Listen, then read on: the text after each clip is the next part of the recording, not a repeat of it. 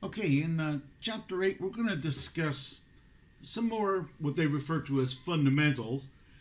We're actually going to look at a comprehensive problem and see how the complexities of forecasting play into this capital budgeting question for a company.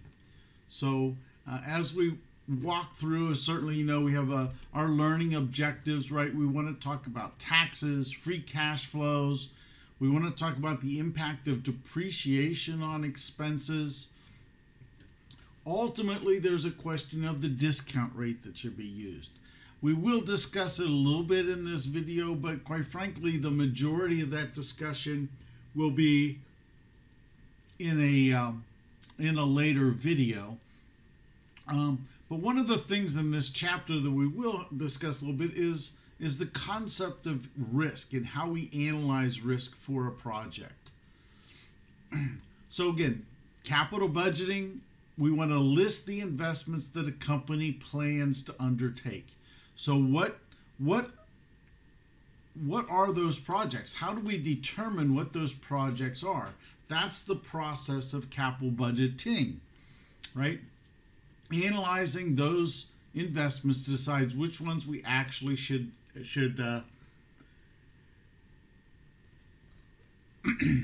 move forward with.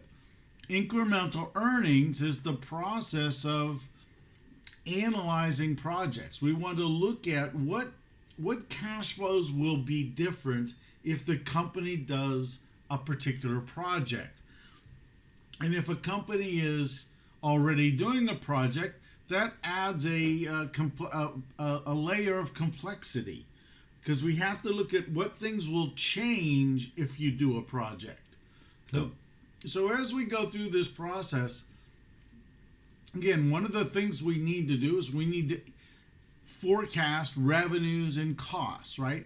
So for this particular company, they have $300,000 in a feasibility study to determine whether they should do a project or not. The revenue for this project is 100,000 units per year at $260 per unit. Here are the cost estimates. Upfront, $15 million. The upfront for new equipment, $7.5.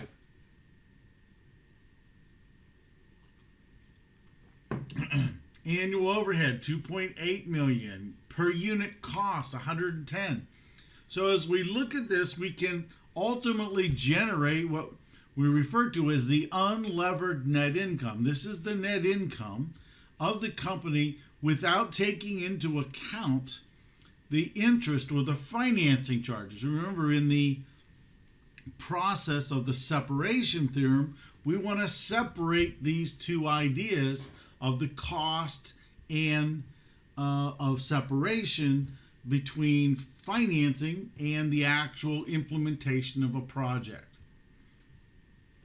So let's talk a little bit about depreciation first. Depreciation is a non-cash expense, right? So it is a write-off of the asset's value over time. Now, when the company buys the asset, it is a cash outlay, right? But the expense is actually spread out over time. This is an application of the matching principle. One of the easiest ways to look at depreciation is just divide it, right? So a straight line depreciation, $7.5 million over 5 years. They're going to write off roughly $1.5 million a year. However, in reality, that's not how we do depreciation. There's depreciation that's done for the financial statements, but there's also depreciation that's done for taxes. And that's a different form of depreciation, if you will. Interest expense is typically not included. We've talked about this idea. The separation theory says the financing aspect is separate from the decision of what to do and when to do it. So let's look at some other things that affect the earnings of the company, right? What about opportunity cost, right? This is the value a resource could have provided in another alternative use. In this case, we said, look, we're going to use a part of a warehouse that we actually could have rented out for $200,000 a year. So we're going to lose that $200,000. That is an opportunity cost. Another thing we need to be worried about with respect to doing capital budgeting types of projects, especially with product differentiation, is we have to worry about cannibalization, right? Creating a project, when you're adding product lines, the goal obviously is to increase sales. We want to sell more products to different people. What happens if the same people buy this product instead of the old product? That's what's referred to as cannibalization. And in this little example here, it's just, they're projecting that about 25% of the sales of this new product is going to come from current investors. So really the increase in sales that they're going to predict is really only 75% of the total sales that they actually will receive. Again, this needs to be taken into account when we think about doing projects and adding product lines to a company. Sunk costs are costs that have been spent prior to the decisions actually been made. They shouldn't be included in the incremental earnings analysis of a company. So money that's already been spent on research and development is a sunk cost and therefore should be irrelevant, right? If we pay for some architects to write up, create a model, if you will, of a building that we want to build, the costs of paying the architects are not included in the actual analysis of the project. Now, I will say at this point, how a real company handles all of these things really isn't relevant, right? As long as they always do it the same way, then there shouldn't be an issue with analyzing projects. Everything will be done on a fairly fair level playing field. So many companies will actually include the sunk cost. Why? Well, they are part of the project, but what if we don't do the project? We're going to have paid the money anyhow. So again, there are issues, if you will, of how some of these complexities affect the decision, and different companies can do it different ways. So what are the real world complexities to forecasting? Sales are obviously going to change from year to year. The average selling price is going to change. The average cost per unit is going to change. Quite frankly, all the expenses and all the revenues in a company, all of the factors that go into that, they all have an opportunity, if you will, to change from time to time. The real world changes. So as we implement a project, one of the things we absolutely have to do is we have to monitor the actual outcomes, the actual things that are happening. And then we need to make adjustments as necessary to make sure that the project can be managed appropriately given those ongoing changes. So how do we determine the free cash flow of a company? Well, the incremental effect of a project, right, is how does that affect the free cash flow of the company? Capital expenditures are the actual cash outflows when an asset's purchased. And these are obviously included in calculating free cash flows. but depreciation is a non-cash expense. So the free cash flow estimate is ultimately going to be adjusted for the depreciation expense. And there are other non-cash expenses, but depreciation is the most familiar, if you will. So what we're going to do is we're going to walk our way through a project. And this project, as we go from slide to slide, we'll talk about the data, etc., that goes into the process. But this is all found in a worksheet. It's called Capital Budgeting Comprehensive Problem. So here we have a company that has a 6-year project. And the first thing we need to do is we need to estimate the sales of the project. Well, we've done some analysis, and we recognize that the first year's sales we estimate to be about $20,000. And we think those sales could grow on average by about 3% a year with a standard deviation of 1%. The price per unit is $75 per unit, has a growth rate of 2% and a standard deviation of 0.5%. Where do we come up with these statistics? They could come from an analysis of what we've done in the past. They can come from an analysis of what's been done in the industry and how new projects survive, right? So we need to input this risk factor, if you will, that some of our forecasts will change, and they will change from year to year.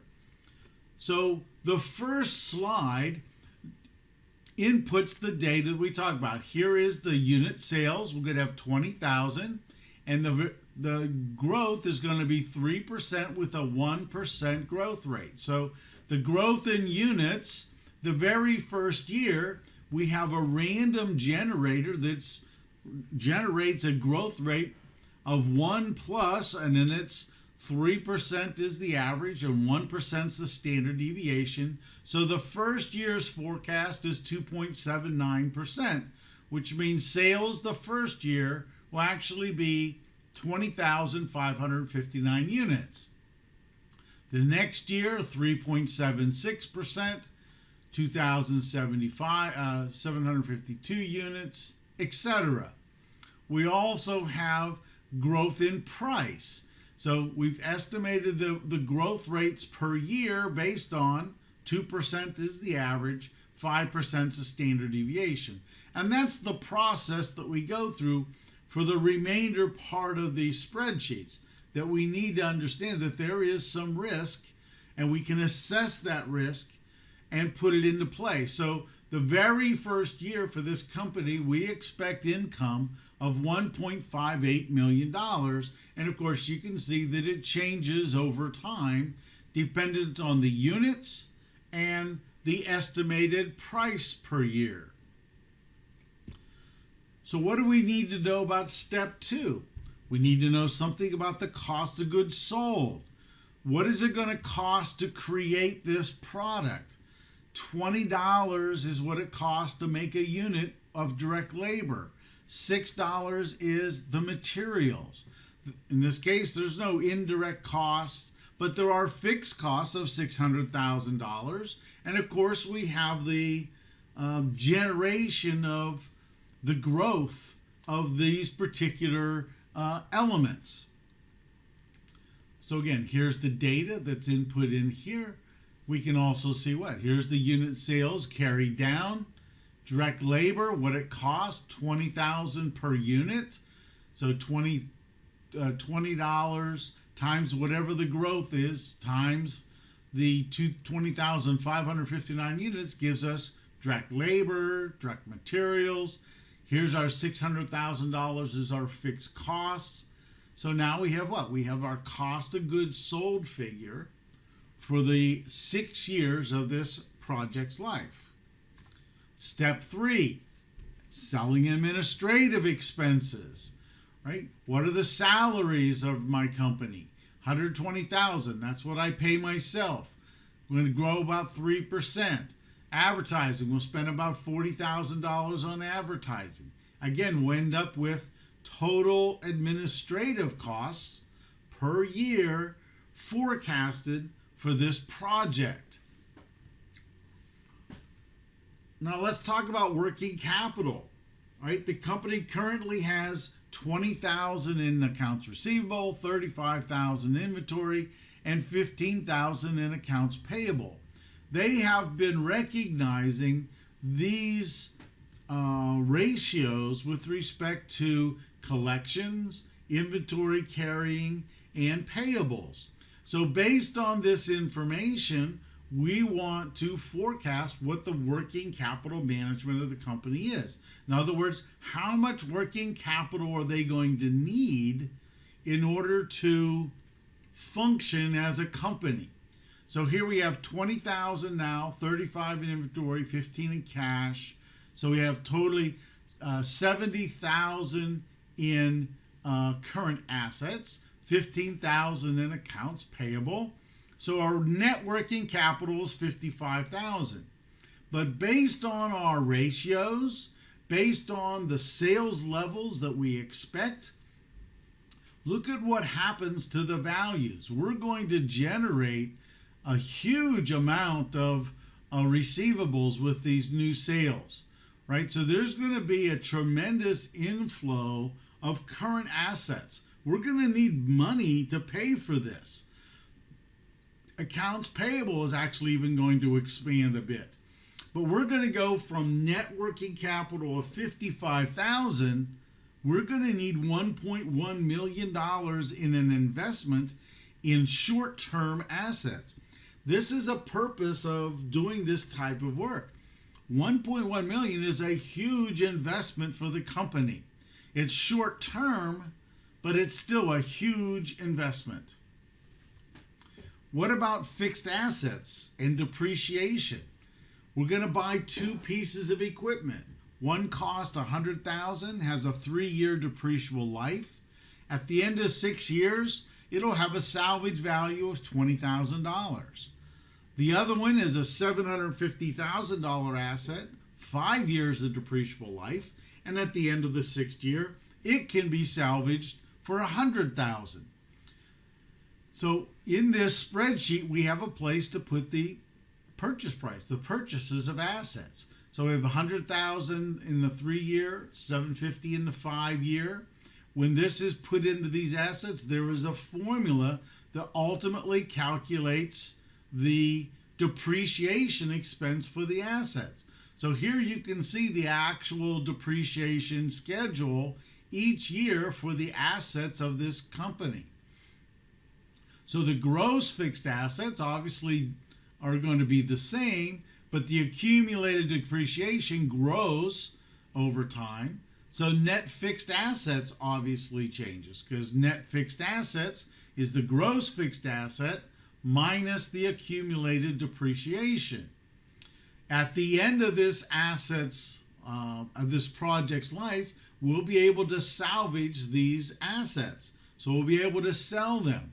Now, in a more complicated version, we might be able to, let's say this 3-year asset, actually at the end of 3 years, we probably want to sell and replace that.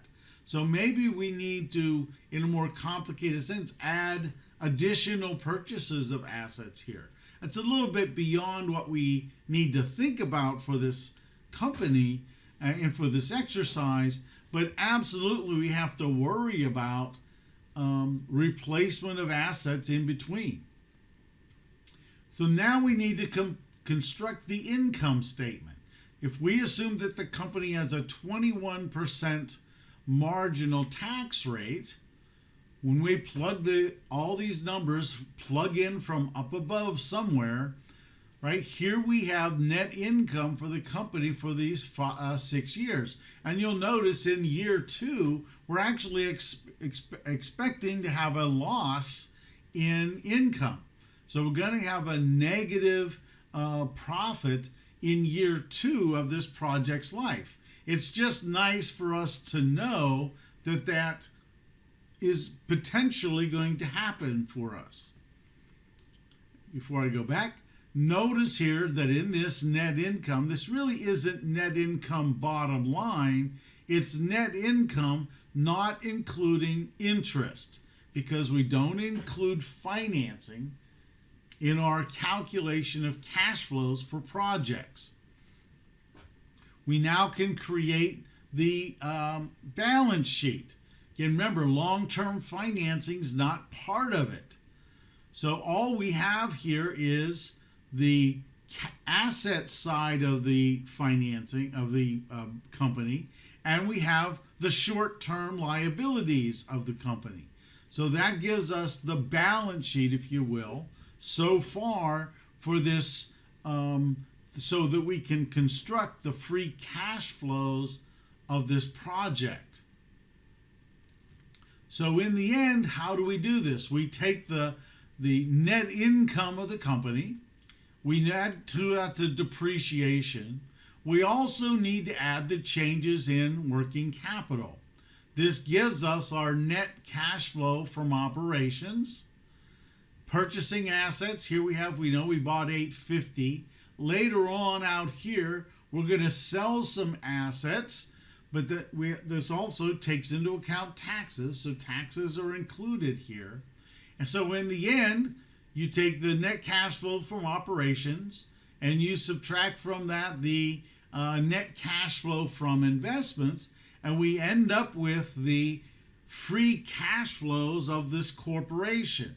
So now we can take this data that we've worked through this exercise, and now we can plug it into our capital budgeting techniques worksheet. So if you transfer those numbers into the worksheet, here we find out that the net present value of this project is $289,000. We have a discount rate of 13%, so the internal rate of return beats the discount rate. We have a reinvestment rate of 15%, so the modified IR beats that as well, right? So we have numbers that look like this asset, this project, should be carried forth because it meets many of the criterion in our capital budgeting process. If you look, we can create the net present value profile.